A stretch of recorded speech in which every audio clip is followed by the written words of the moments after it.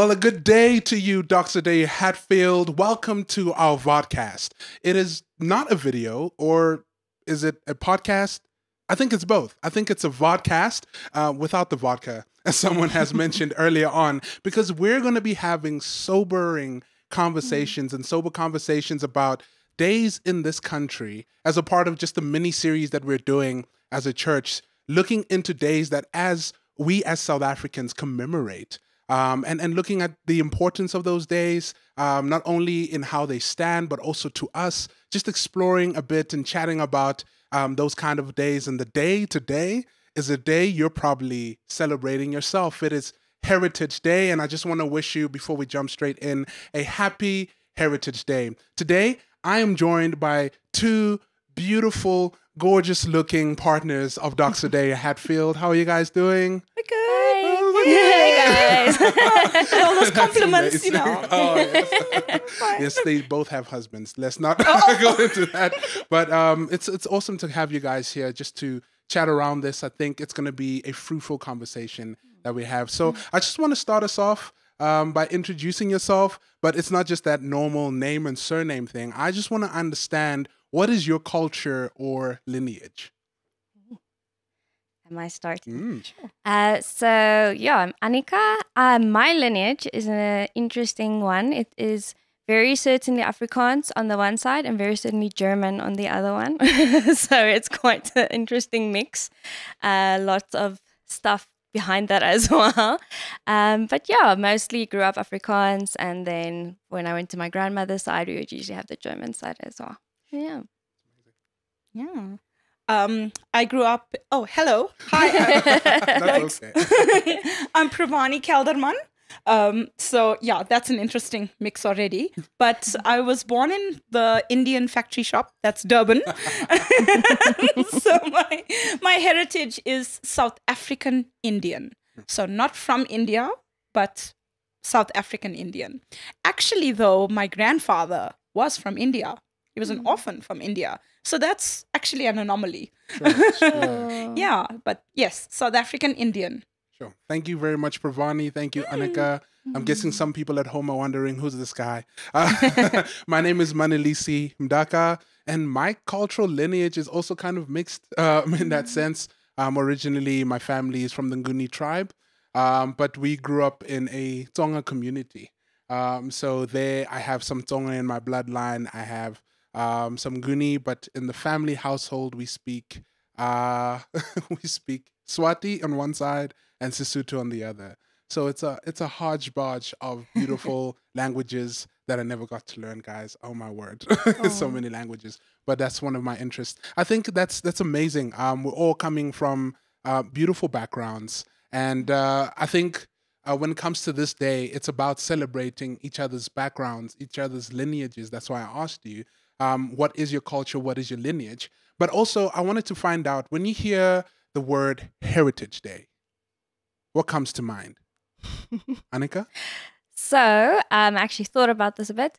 The first thing, I guess, is braai, which is strange for someone who comes from a family that doesn't braai a lot. So yeah, strange for an Afrikaans person. But yeah, but what I think about mostly is at our previous church, we would have a Heritage Sunday.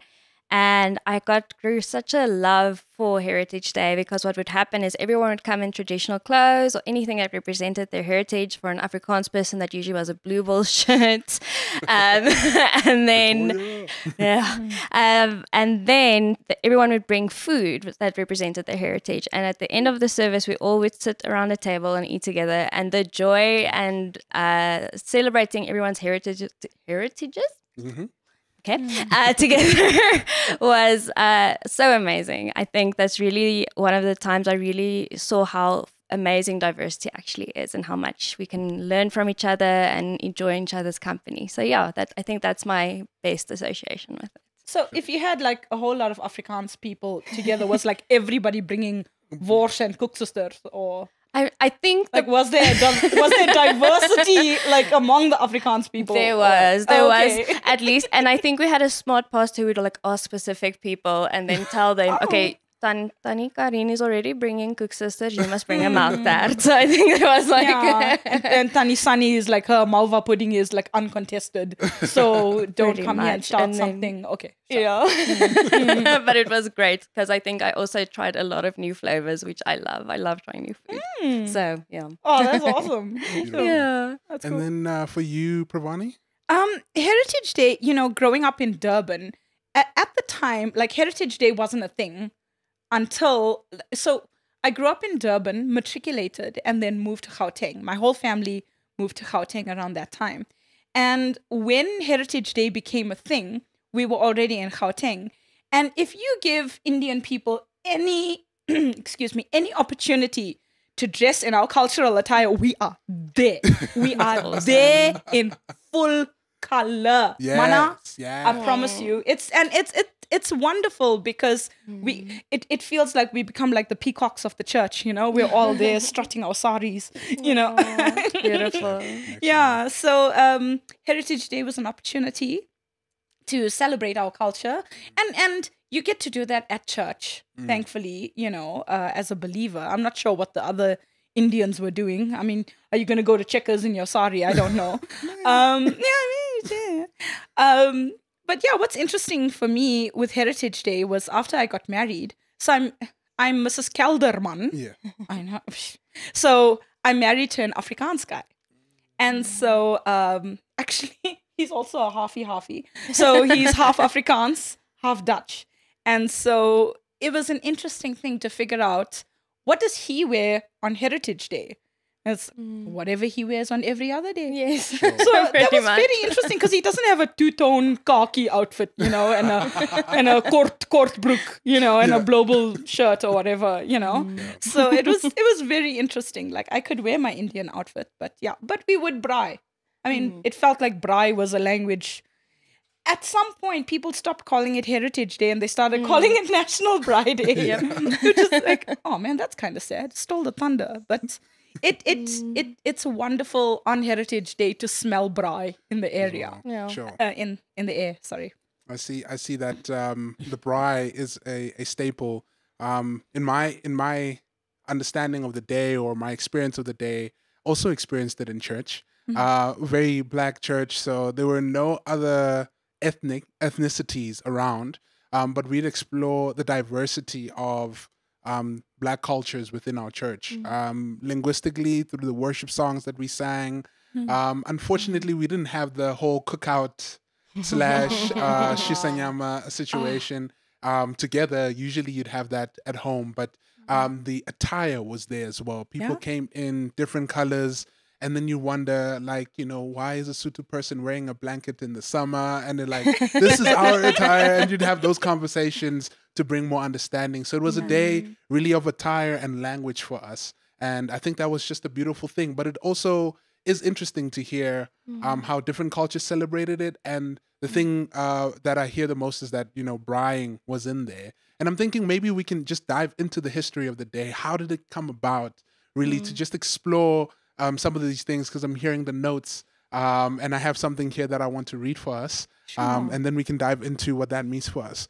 So historically, the 24th of September, the day itself, marked Shaka Day or Shaka's Day, a day that commemorates the legendary King Shaka Zulu, right? Whose passing in 1828 invoked this day of remembrance. So Shaka Zulu played an important role in uniting different Zulu clans into one cohesive Zulu nation in KwaZulu-Natal. And now each year, thousands of people gather at King Shaka's grave to pay tribute to him and to honor his memory on the 24th of September. So when the new South African Parliament omitted Shaka Day from the proposed public holidays bill in 1995, the Inkatha Freedom Party, the IFP, a South African political party with the largest Zulu membership, objected to that. So that started a conversation and a process to look into this day. Then eventually in 1996, a compromise was reached, right? And it was decided that a national holiday would be created where South Africans of all cultures and creeds could come together and celebrate their diverse cultural heritage, which would be called Heritage Day. And in the address marking Heritage Day in 1996, the late former state president Nelson Mandela said the following: "When our first democratically elected government decided to make Heritage Day one of our national days, we did so because we knew that our rich and varied cultural heritage has a profound power to help build our new nation. We did so knowing that the struggles against the injustice and inequities of the past are part of our national identity. They are part of our culture. We knew that if indeed our nation had to rise like the proverbial phoenix from the ashes of division and conflict, we had to acknowledge those whose selfless efforts and talents were dedicated to this goal of non-racial democracy." I think that's a very beautiful statement that our president or former president put forward. And now in more recent years, right, as the day was put on, it became a synonymous day with National Braai Day, right? So in some other languages, we'd call it a shisanyama or ukosa, while, most people call it a braai. But whatever the occasion, there is a common societal rhythm of gathering around a fire to cook a meal and celebrate together. Now, National Braai Day in South Africa was developed by a Stellenbosch native, Jan Schnell, right? His name, or he's more commonly known as Jan Braai. So he left his job in finance in 2005 to focus on the National Braai Day initiative because he believed in what a braai can do for the country in uniting different people. So he saw it as, as Ireland would have St. Patrick's Day, or France would have Bastille Day, and Australians would have Australia Day. National Braai Day was a call to all South Africans to unite around fires and share and celebrate our unique culture and heritage. And in 2008, the initiative by Jan received endorsement of South Africa's National Heritage Council. And as a result, Heritage Day is now a public holiday celebrated on the 24th of September that recognizes and celebrates the cultural diversity of this country.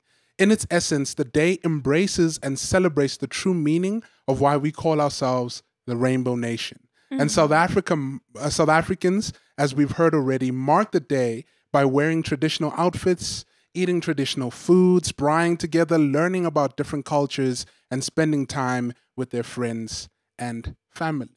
I think that's amazing, that the history of this day stretches beyond, and it was used and brought back, initially to celebrate Shaka and his heart to see a united nation in the Zulu nation, but to be taken and then spread into, our country to see a united nation.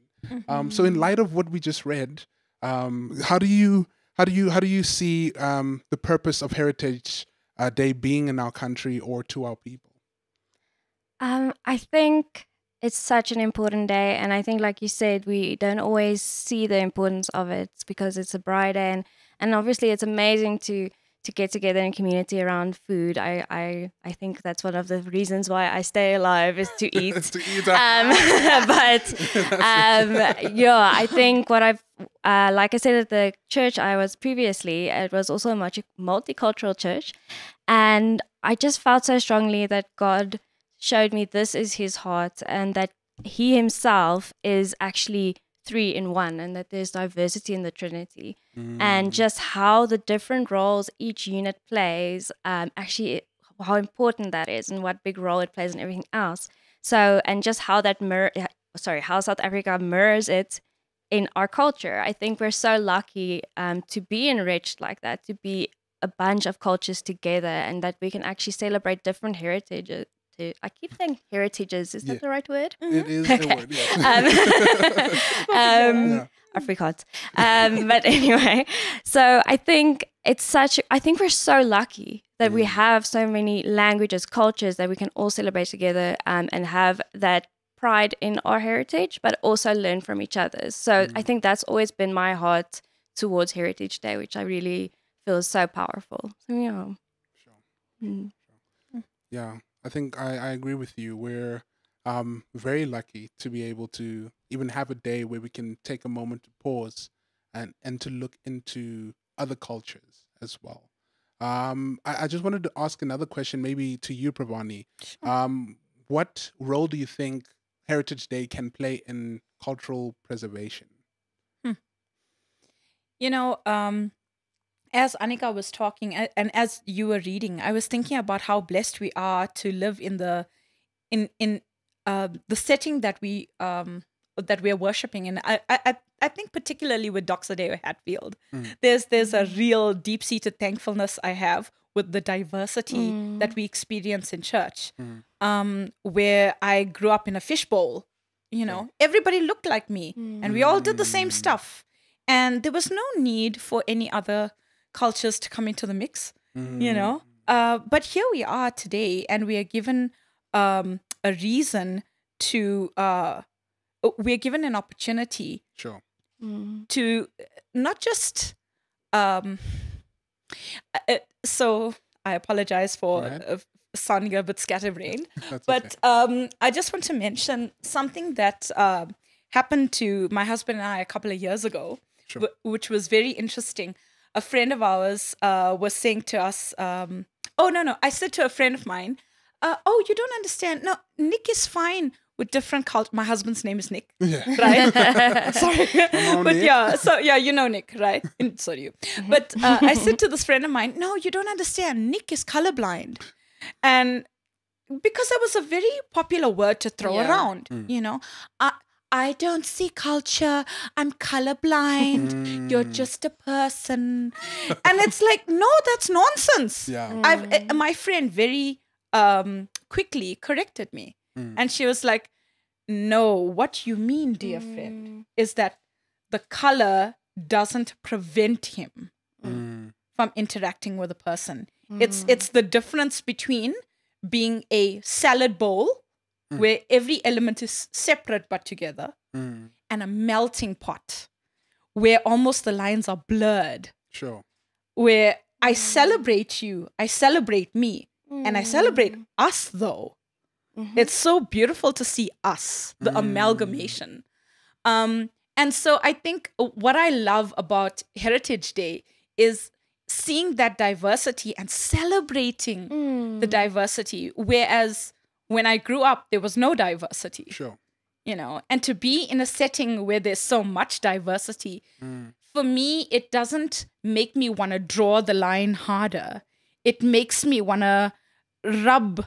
I don't know whether you understand what I'm saying, to like mingle those colors together and see what happens at the table when we do get together. And like, oh my gosh, I didn't know masala tastes so good. Sorry, I'm a little biased. Or I had no idea what you guys do with turmeric is unbelievable. Like in the Afrikaans culture or so. I hope I'm answering your question, Manalisi. Yeah, 100%. So our culture is actually preserved when we recognize our differences and allow ourselves to commune in a similar setting. I apologize. I don't mean to ramble on, but I do need to say one more thing. I recall interacting with an old Indian auntie once, right?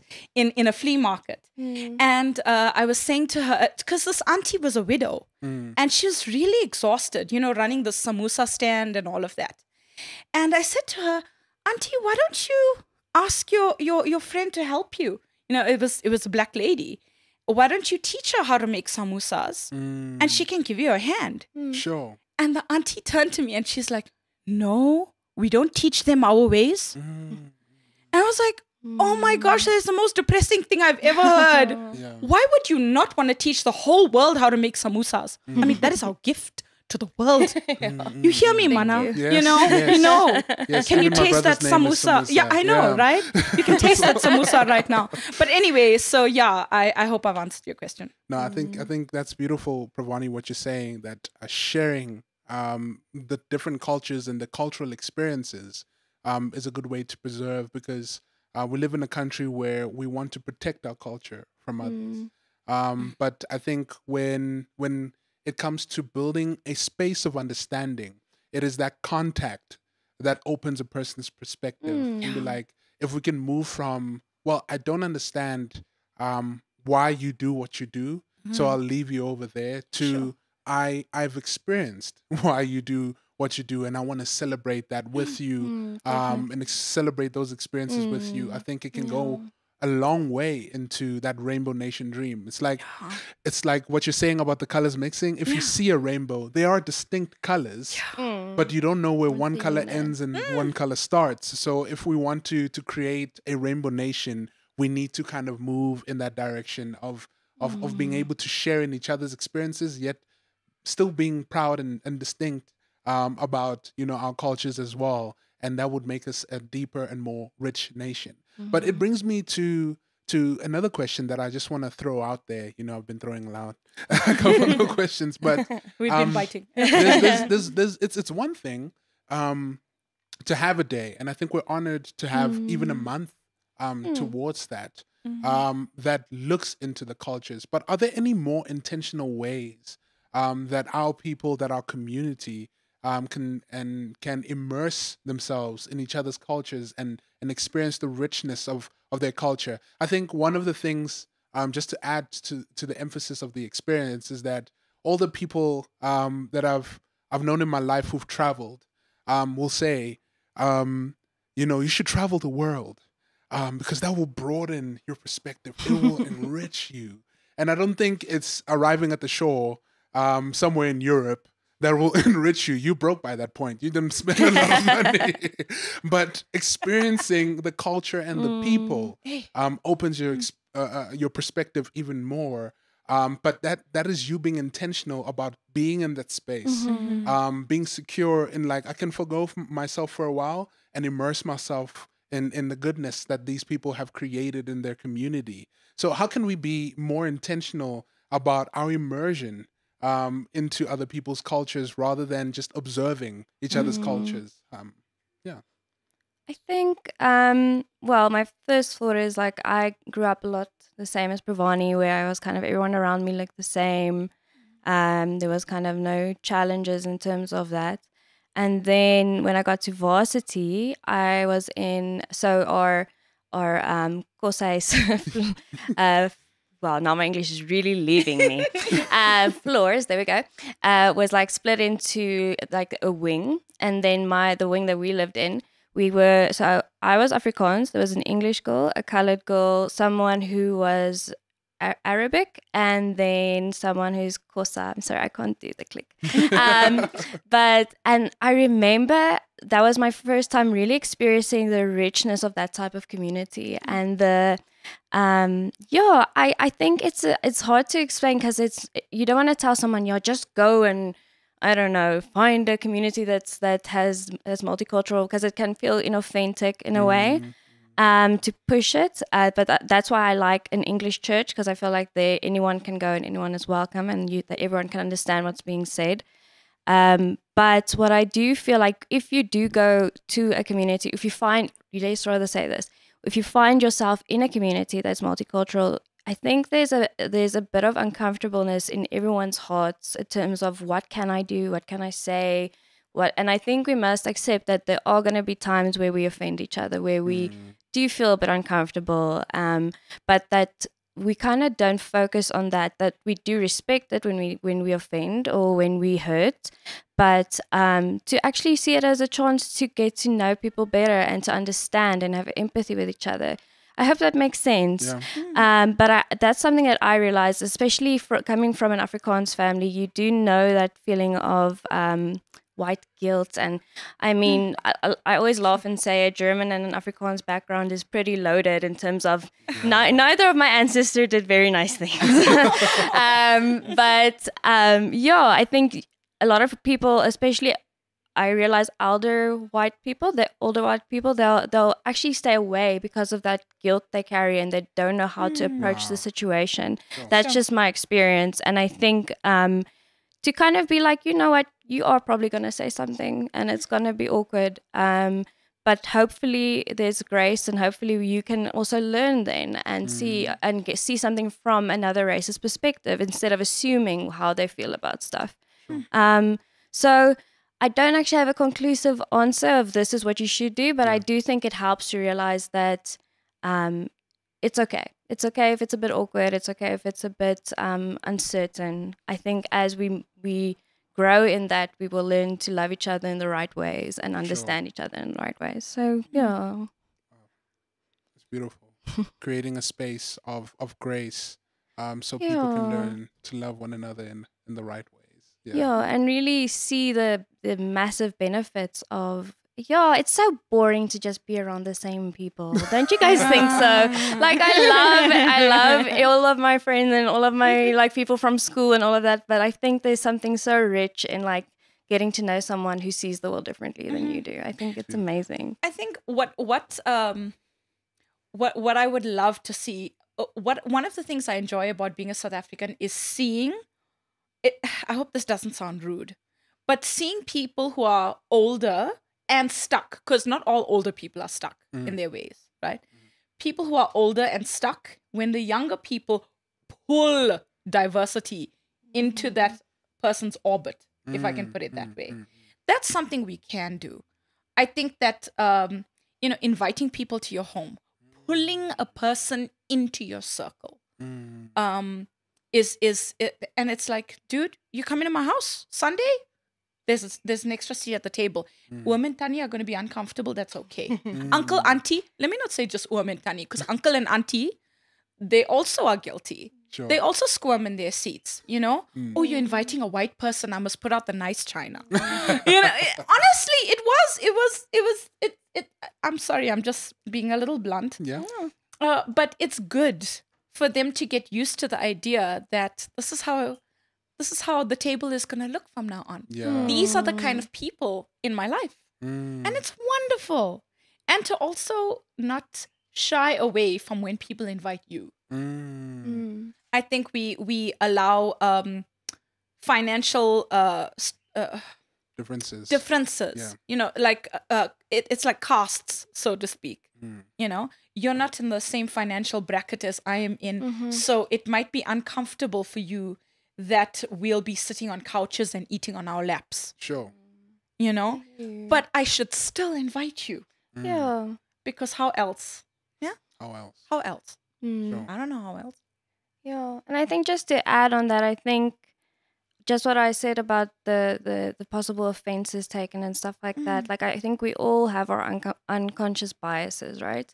So even if we come in with the best intentions, there's probably going to be a moment where you said something and you meant it completely in a good way and it did not come across that way. And I think the more we engage in these types of interactions, the easier it will be to kind of work through them and grow closer. And actually, I think it's good to have conversations about those tougher things. Like, I offended you now. I said something very inappropriate without realizing it, or whatever the situation was, that there can be a conversation and that healing can happen through that as well. Because there's a reason why that unconscious bias triggered someone or upset someone. And I think it's important that we work through these things together and learn and get healing together, if that makes sense. Yeah, Yeah. it does. I love the fact that we're pointing on one individual stepping out of their comfort zone, to go and explore. I think it's a very brave thing, to walk into another person's home in a different context. In any case, I don't know if you've walked into someone's house. You never just threw yourself on the couch. you sit, with you allow gravity to pull you down. And also for the hosts of that. That the person who makes the invitation to create a space for the person to feel comfortable. To create that space of grace that, I know the person's not going to say the right thing, not to leave them there. Or they might make a remark, but to teach them. I remember my rude awakening was when there was a Indian lady back home, Auntie Edna. My bad. Auntie Edna. And she invited me over and she had biryani made. And she made it fresh with all the spices, Lord Jesus. Good Lord. They dish. Yeah, I felt that. I can smell the cardamom. Yes. Yeah. And as soon as they put the plate in front of me, and I was friends with her son at the time, I asked for mayonnaise. And the household, just Oh, now I want the couch the gravity to set in because I'm like, Manalisi, no. And then my friend was like, look at Manilisi trying to destroy our culture. I think there was grace for that. And they were willing to be like, yeah, we do, but here's a learning moment. Okay. You never do that again. Oh, shame. And I think through that, even learning from that, I was able to be like, oh wait, if I did add mayonnaise, I would have missed out on the flavor. Absolutely. And missed out on everything because I wanted to mask their cultural offering with my own experience rather than experiencing it purely. Oh, wow. So that's something now I apply whenever I go to eat at some other person's place. I take what they offer me as is, and then if I go for a round number 2, Take your own mayonnaise, yeah? Yeah. Just Stash it. small. Like a Undercover bottle. brother, just stash it in Yeah. your And stash it in your watch. Open it very slowly. Yeah. But yeah, I think that is there to open yourself up, and also to have people who are graceful enough to speak into that. I think that's awesome. I'd also add just one intentional way. I think language is a very powerful thing. I know that we have that medium language of English, and I'm not saying we need to be fluent, but the time capsule of all cultures is the language. Because it captures those moments of what happened then and gives you a way of communicating that. And if you can learn the language, you start to understand the people. And in my background of growing up and going to an Afrikaans high school, not that I was too happy about being in a fully Afrikaans high school, but one thing I did pick out there was it enriched me in terms of understanding Afrikaans people. Even the language enriched me. It still does till today when I'm asking questions like, what is a frikadel broodjie? And like, what is that? It sounds great off the tongue. What is that? It's like, Annika's, it's really not. No, I'm like, I've never had that. I must try it. No. Have you had a burger? Yes. That's a frikadel broodjie. Okay. Yeah. Okay, I've had that. But it's like an Put a little ancient mayonnaise pizza, on it. But it helped me understand the people even more, understand their history even more, Sure. and get immersed in who they are. And that understanding closes the gap so much. Allows me even more grace for the times when someone is ignorant. Allows me to be more interested in where they come from and to appreciate them more, so that I'm not bickering about in terms of finding space for them to understand me. I can approach them from where they are and say, "Hey, look here." So I think it's good that we are able to mention these things. Inviting a person into your home, being willing to immerse yourself in other spaces, creating a space where a person can grow in being diversified in that sense. You're not a business, but you will be diversified. But also, learning, taking bits of that culture and experiencing that and really taking a hold of it can help us infuse those colors in the rainbow. And it can be a beautiful thing. So yeah, I think that's an amazing thing. In just one more question as we close off. In our church community as Doxa Day Hatfield, in what ways, just in any way that you can think of, can we take up Heritage Day and make it grow us as a multi-ethnic community? How can we take what Heritage Day is meant to do, which is unite us and celebrate our differences, and apply it into our community and our lives? What advice would you give our people? Maybe it's even saying again what you've already said, but just to motivate and encourage our people in that regard. Sure. There's so much. But yeah, I think. Yeah, let me maybe start there. So I think, like I've said, I really think diversity is such a powerful thing, and the more diversity there is, the more almost meaty something can become. That sounds a bit weird, but Friday. The bigger the full fricadelle, circle. you know, the fricadelle starts to enlarge. Yes. But yeah, I just realized even in a company setting, if I think about it, when you have diverse voices, the product that you deliver is so good. Wow. Instead of it just coming from one side or one perspective. So when I think about a church where we're serving and we are actually on mission, how great is it to have diversity influence what we're doing, how we speak? That is so powerful. So I think, I guess it's pretty much what I've said, but the open-mindedness towards that I think is so important. And I guess for me, a big thing is to be realistic that there's still hurt, there's still issues, and we need to take that seriously. We need to listen and hear, and sometimes if it's needed, we must apologize and say, I don't know what your experience was. I will never know, but I'm here to listen. I'm here to, I'm here to maybe take account for that even. I'm not sure exactly what the process should be, but that could be part of it, but that we can also say, I want to learn from you and I want to enjoy your culture and I want to see, I want to kind of mix in all these amazing things and see what happens. And I think God can use us so powerfully in that. And just have that openness towards each other to be vulnerable with each other, but also have grace with each other. So it's basically what I've said the whole time. But I do think it's important to empathize with everyone and that we do consider cultures and race in that too. I think the comment you made about the colorblind thing, I actually thought about it while I was thinking of what I was going to say today.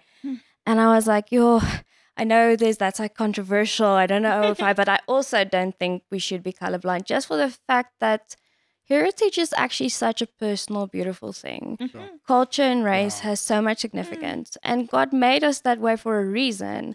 I think we all have that reminder of when you were a child and something that has to do with your heritage or your culture that just makes you feel at home when you think about it. And I don't want to take that away from anyone. I don't want to be like, no, we must be colorblind. And so I think it's okay. It's okay for people to really have that. This is where I come from. But then in the same way, be open towards each other and say, I want to learn from you. I want to build with you. I want to create something bigger than where we came from and a lot better than where we came from. And serve God in that way. I think it's so powerful when you do that and you don't just stay in your corner and where you're comfortable and try and actually reach out with everyone around you. So Sure. There's like this intentionality almost. Like we gotta be intentional about stuff.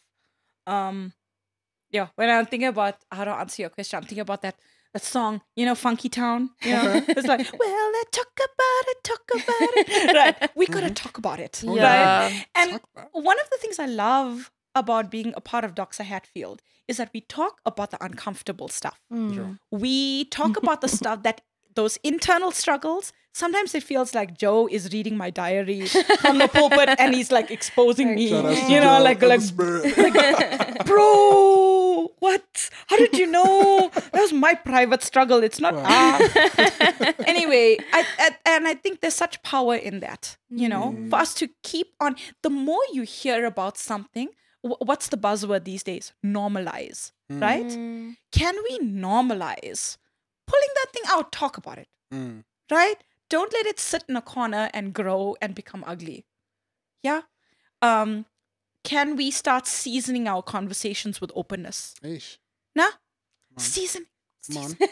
Yeah. It is the season to season. Come on. Season from a height. All right. Nah? And so it's my people. We brought the spice. So I love it. So like, can we talk about it from the pulpit? Can we hear about it in worship?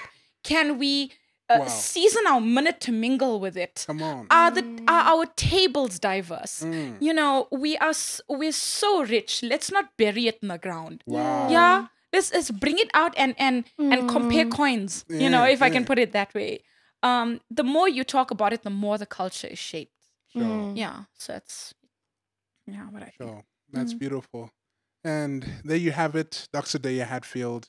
A wonderful conversation on being intentional about this day of celebrating the diverse nation of South Africa. Let us take this up as a mission, as a part of our mission, and as a part of the mandate that God has given us as a country to reconcile not only to Him, but to one another. Thank you so much, Annika. Thank you so much, you, Pravani, for Mana. being here. This was an awesome conversation, and I pray that more conversations like this can happen in our country and in our Yes. community.